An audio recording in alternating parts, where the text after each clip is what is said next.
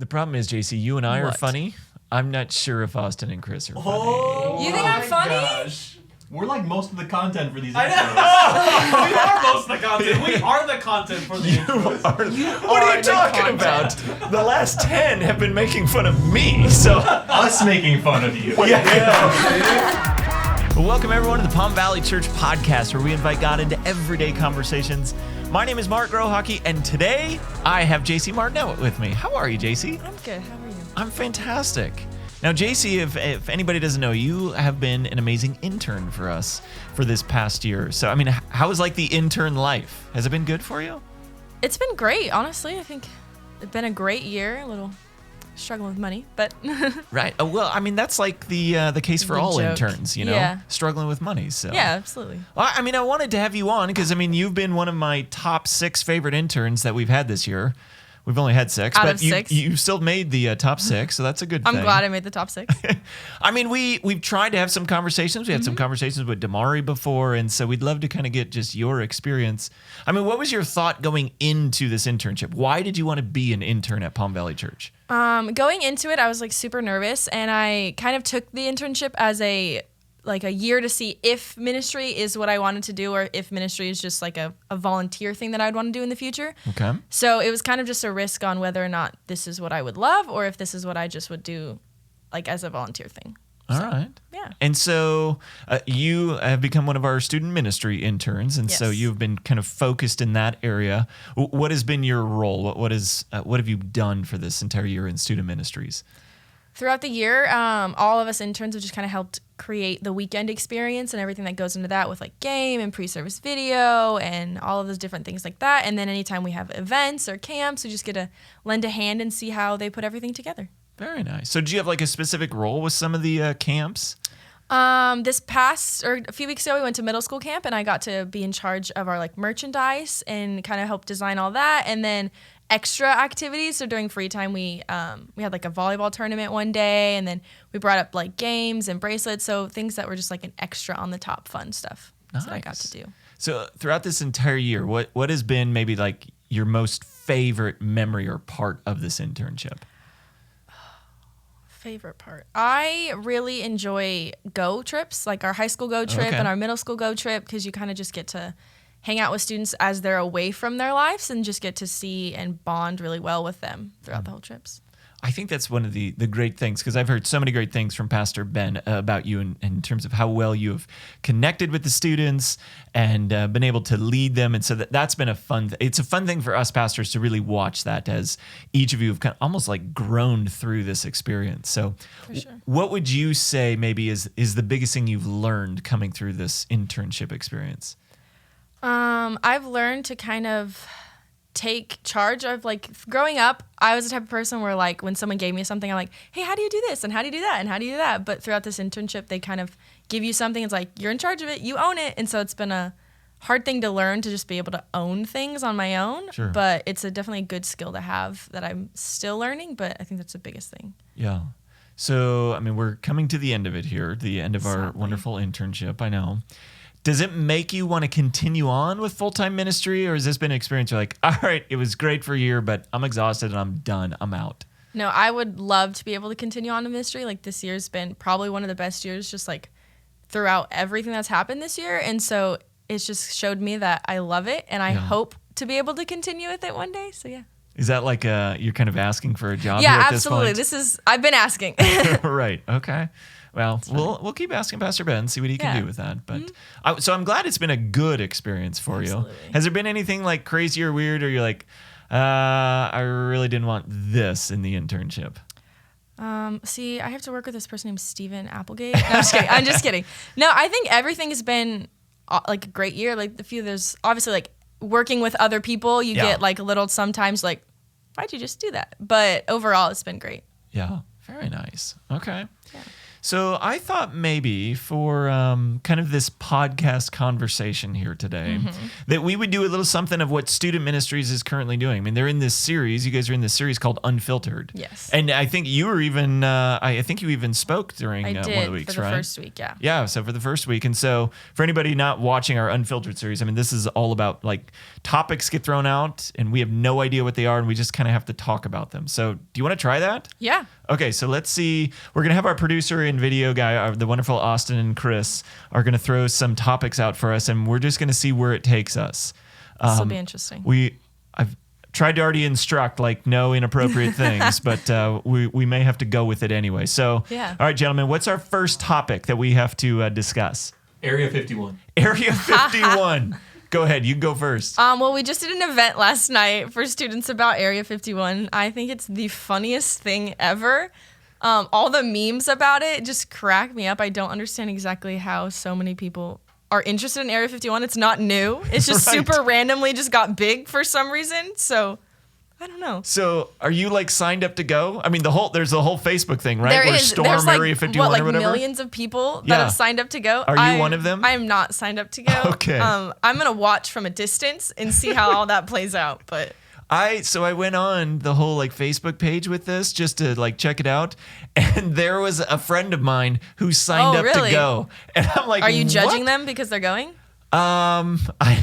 I'm not going to even say their name because that would Okay. maybe be really awkward in it. But I was a little shocked and surprised that I actually knew somebody that was signed up to go. So it kind of blew my mind on that. I probably know a few that are going. My daughter, she thinks it's hilarious as well. So she's like following it. So her and I have been having like these conversations about it. The biggest thing that we're looking at, I mean, there's like literally over 1 million people or something going or, Yeah. signed up to go. The crazy world that we live in, there's going to be someone that actually shows up. Yeah. So my daughter and I actually had this conversation yesterday. We were trying to figure out like how many people actually are going to show up. Like, is it going to be like 100 people that will literally be there on what is the date? Like September 20? Something? Yeah. So I want just a live video feed outside of Area 51 Yeah. to see the weirdos that are showing up to this. And I got to be honest, I kind of want to go too. You should. We should take all the staff and just go. Right. No, it would be like this great experience. Staff fun day. Yeah. Everyone go to Area 51. So it's like a whole conspiracy thing, a whole conspiracy theory. Like, do you believe in conspiracy theories like that there's actually maybe aliens in Area 51? Do you believe that? I don't know. I think conspiracy theories are fun, and I like to pretend like I believe in them, but Yeah. I don't know how much I actually do. So do you have one? Like, do you have a conspiracy theory that you're like, this could be true? The Mandela effect, I think, is really fun. Do you know what that is? I don't think It's I know. it's like where something happens and everyone remembers it one way, but it's not true. And then so people believe that there's like an alternate universe and people like jump time and like switch things around and stuff like that. Okay. Like everyone remembers like Nelson Mandela dying in jail. Right, and then right. he died like later on and everyone's like, what is that? It's Yeah. the Mandela effect. Gotcha. That's what it's actually called, the Mandela Mm-hmm. effect? Interesting. Yeah, because there was some actor that everyone said was in a certain movie. I don't even remember what the movie was. I'm trying to think. And there's like hundreds of people that believe that he was. And he keeps saying, no, I was never in this movie. It was something like Shazam or something like that. And the actor Shaq played in. Anyway, that's a whole thing. Yeah, totally. That's a Yeah. good one. Okay. All right, next topic. What do we got, guys? Preachers and sneakers. Preachers and sneakers. What is that exactly? So there's like this whole Instagram handle. It's like this whole thing called Preachers and Sneakers. And it basically, it points out or takes pictures or follows different pastors across the country, or I think even in the world, that kind of have like really expensive, I think it started off with shoes, but really have really expensive any kind of clothes. So some type of like church leaders that you see on stage that may have like $2,000 shoes or like a $4,000 dress or a shirt. Must be nice. Yeah, exactly. So it's like the whole thing. I got to be honest, I follow them because I love it. I think it's funny. But what's most funny is all of the comments beneath it of like everyone that just is trash.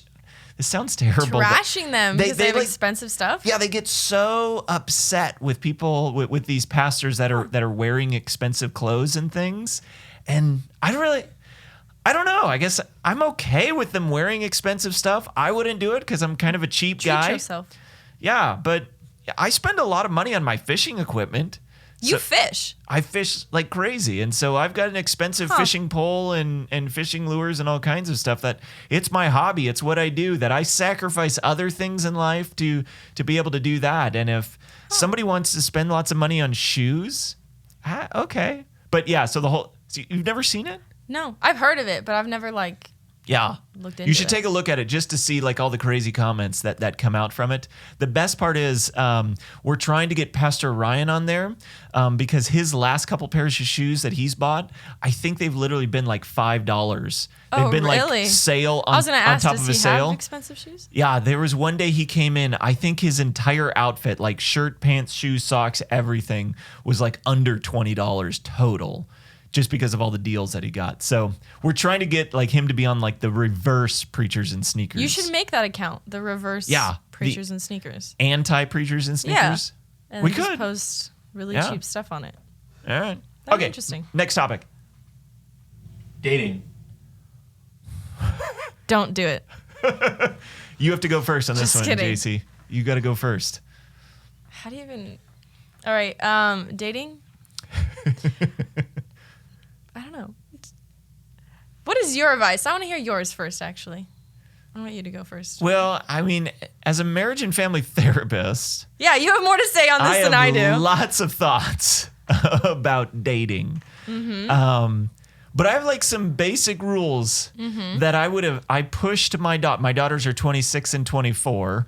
But I had like some basic things that I tried to push towards them. Mm-hmm. I don't think they followed any of them, but I think they're like good rules. Now I could be wrong, and there may be people out there that aren't going to like me for this. Okay, let's hear that. But here we go. There are some people that believe that you should only date, especially like if you're in high school or something like this, that you should only date like in large groups, like you Like group dates? Yeah. okay. If you're gonna go out with somebody, it shouldn't just be you and your boyfriend or girlfriend. It should be you, your boyfriend, girlfriend, and like 3 other couples or 4 other couples as well. I just feel like that's not dating. That's just a bunch of friends hanging out. And so if you're going to date, I think at some point to go on a date, it One-on-one. needs to just be you and this one other person. So I think that's what classifies as dating. I think to get to know somebody, you need to date them for like an entire year. Like you have to know what they do for Christmas. You have to know what they do for Thanksgiving. Like if you're moving towards actually going to marry someone, you should date them for at least 12 months. Now, I got married after 6 months, so You didn't even I follow didn't that even rule. follow it. But there are so many people like, I really love this person. We've been together now for like 6-7 months, and I'm like, you don't even know them yet. You don't know all these things about them. So as you're dating someone, if you're moving towards marriage, I'm a big fan of at least dating for 12 months in this. And there's also like these books when I was growing up, like in the 80s and that, called I Kissed Dating Goodbye. And there was something else about like never kissing on a date and things like that. I'm just one of those people that believes that's kind of a part of the dating experience as well. But I also am a firm believer, obviously, in what the Bible says about keeping your dating relationship like pure and holy. And so it's one of those things that, yeah, sex is something for marriage, without a doubt. It's what Scripture says, but there's just so much like science study that backs that up as well. And so I'm just a firm believer in all that. Now, I told my daughters they couldn't date until they were 35. That's old. Yeah, they're both 26 and 24, and they've gone on dates.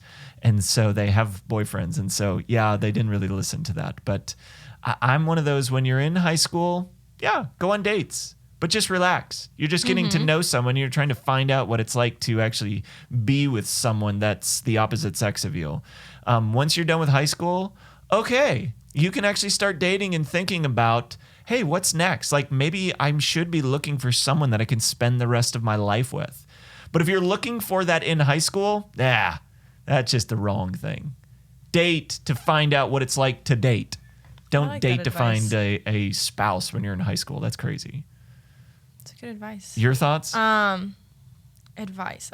I'll say, so for younger people, when you're like in high school, listen to your parents for what they say on dating. Cause like My mom had a rule like I couldn't date till I was 16, and then I didn't listen, and that did not lead to very well Right. a good relationship with my mom during that point. Right. But also for parents, like, be lenient with your kids, because like if they want to date and then they do it behind your back, I feel like it's gonna be super hard. So like, Yeah. if your daughter or son is like, hey, I like this person, just be like, all right, let's talk about it. Also, date with a, like, when you get older, date with a purpose. Because I was listening to this message on dating, and the guy was talking. He's like, dating's not the devil, but dating without a purpose opens the door to the devil. And I was like, dang, that's good. That's pretty good. Yeah, I know. I was like, dang, Yeah. solid advice. And so, yeah, just making sure you have a purpose in dating, and making sure you're not just dating all around, and you just have like, Yeah. it's nothing's wrong with dating. Nothing's wrong with going on dates. Nothing's wrong with, getting to know people. Just making sure you have a purpose and you're following, God's boundaries and his guidelines, because that's always leads you to the best Yeah. experiences. My last two pieces of advice for dating is, if you're dating someone and you fight a lot, that doesn't mean you need relationship help. It means the two of you shouldn't be dating. So stop dating. That dating should be fun experience. And if you're fighting a lot, they're the wrong person for you. Break it off. That's advice number one. Number two, all of the people that are closest to you, like family and friends, they should like that person as well. Yes. If they have problems with that person, it means you should break it off. Because if your family and friends don't like this person, yeah, they know what's best. Pretty good sign. Yeah, because in a dating relationship, like, emotions are high. And so sometimes it's tough to really see this person. Like, you're like, oh, yeah, but they're the greatest. Don't worry. It's like, no. Your friends and your family, they don't have the emotional attachment. So they can sometimes see clearer than you. So if they don't like whoever you're dating, drop them. Not your friends. Drop the person you're dating. Mark, I would like to hear your like most awkward or funny dating story. I'm trying to think. I don't know if I have like I didn't No date awkward? much in high school. So like, I don't necessarily have like too much. I mean, when I was a senior in high school, the homecoming dance was coming up, and I didn't have a girlfriend or anything like that. But it was my senior year, and everyone said, hey, you kind of have to go to the dance. And so I was like, oh, okay. So I played tennis in high school. And so on the tennis team, there was this other girl. So I asked her to go with me, and she was like, oh, great. This is fantastic. And so I was like, oh, okay, great. So we went to the dance and had a great time. But she thought that we were like dating then. Like she thought I just hadn't asked her to dance, but we were now like boyfriend and girlfriend. And so like after the dance, she had like come up to me like the next day and week at school, like holding my hand and like trying to kiss me goodbye and everything. I'm like, whoa, what's going on here? And so that was like an awkward experience as I was trying to explain to her, we were just going to the dance. So that's about as awkward as broke it's her ever been. heart. Yeah. I mean, I got married at age 19. So it's one of those things of I didn't date that much. Wow. So next topic. That just got weird. Yeah. All right, last topic. Last topic. Here we go. Health. Health? I thought you were going to just say hell, and I was like, whoa. Yeah, that got real serious. Whoa. All right, what do you Health. think? Like actual health? Mental health? Emotional health? Go for it. What comes up? Health. I'm not good at on the spot questions. This is hard. Yeah. Be healthy. Oh, that's good. Yeah. I know for myself, Yes. I'm one of these weird, like, I know probably the guys are going to laugh at this, but I'm somebody who is really concerned about my health. Like, I always am thinking through what I'm eating, and I'm always thinking through how active I am. Because I'm a very firm believer that what we put inside our bodies has a lot to do with, like, literally it affects our mental health. It affects how we go throughout our day. It affects how we think, and it affects how we sleep and get rest. And I'm a big believer that if you're not somebody who's kind of active on a regular basis, or someone who doesn't even get like a full night's sleep, that it takes years off of your life. So like right now, things may be going well, but if you're somebody that stays out all night and, doesn't get to bed till like, I don't know, 2 a.m. or something like that. You're like, I'll just have coffee in the morning and I'm good to go. It's like, yeah, you may be good to go for that day, But if you keep doing that for a long period of like your life when you're younger, when you're in your like 50s and 60s, things won't be going well for you. It seems like there's way too many studies that if you don't take care of your body in your 20s and 30s, when you hit your 40s and 50s, things are just miserable. And so I literally think about it probably too much. So I think about all the food I eat. I'm very aware of if I'm having stuff with like too much sugar or too much fatty foods. And I'm also very aware of, I spent like a lot of time like just sitting down like today. I just need to get up and walk around the office. Like I'm very aware of that. And so I get up and move as often as I can. So health is like big for me. I feel attacked. You feel attacked. I am a very strong believer in McDonald's is really good. And McDonald's thanks you for that. Yeah, I love McDonald's, and I don't sleep as much as I probably should. I feel probably should change that. Wow. This podcast is going to make me healthy now. I should probably change that. I don't want to die at 70. That would be not fun. Yeah, I'm not saying you will. Maybe I will. I don't know. Yeah. I should probably start being healthy now. It's something to think about, Jaicee. That's all. It is. But Jaicee, thank you so probably much not. for joining us today. I'm glad we could have this wonderful conversation and throw out these random topics. Yeah. It's been great getting to know you this year. I get to oversee our internship, so we've been able to spend plenty of time together with our entire group of interns. So Yes, it's been I've fun. enjoyed having all of you. So I hope you've had fun as well throughout our internship. So I have. we're almost finished, and Almost. yeah, maybe we'll see what Ben can do to help you out or find you a job at some church somewhere in all of this. Or if anybody's listening saying, wow, I actually have a position available, maybe somebody will call in and get that for you. So, Yeah. but- Hopefully. all right. So thanks for joining us. Maybe we'll have you on again. All right, Jaicee? Yeah. Perfect. And thank you everyone else for joining us. And we'll see you hopefully either online or in person. Have a great week.